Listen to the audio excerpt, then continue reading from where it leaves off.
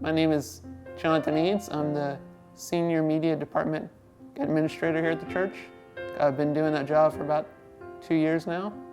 At age 4, I was diagnosed with Duchenne muscular dystrophy, which is a disease that slowly causes the muscles to grow weak, and I can't reproduce new muscle cells, so my body slowly weakens over time. But I did have a pretty normal childhood growing up, playing baseball and beating up on my sister and doing those normal boy things. And I could pretty much walk without anybody's help up until the age of 10. And then from that point on, I kind of got to the point where I had to either be in a manual wheelchair or I had to use some form of long leg braces to help me walk. And then when I was 17, I underwent a major back surgery and haven't been able to walk any since that point, and I've been in this electric wheelchair since then.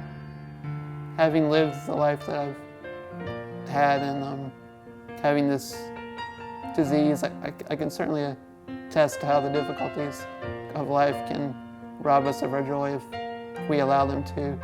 At this point in my life, I have very little muscle control and very weak lungs. In fact, I have to use a respirator at night to help me sleep.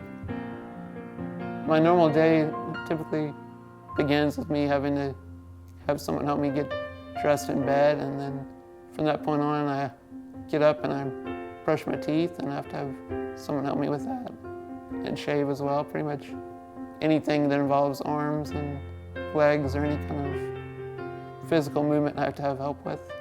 And I also have to do breathing exercises and to keep my lungs clear and to be able to get air in and out. So then I also have to have someone help me with lunch.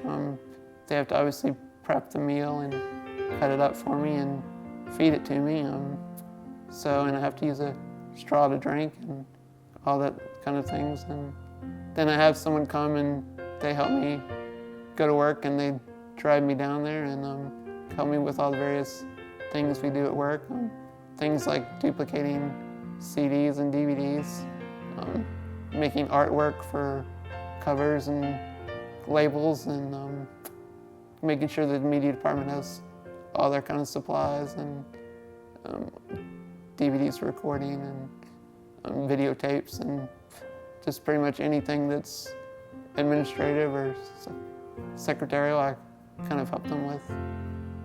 I'm not telling you all this so that you'll feel sorry for me or so you'll have pity. I'm telling you these things so that you can see how the joy of Christ can exist even within difficulties and struggles, and how even though my life is hard at times, and so is your life, I'm sure, we can focus on Christ and what He has done. And He's done a lot for us. He's saved us and set us apart. And I also have joy in my life knowing that the future holds great things for me, and that at some point in my life I will walk again, and whether that's here on this earth or whether that's in eternity, I have hope in knowing that my soul is secure and that I have eternity to look forward to.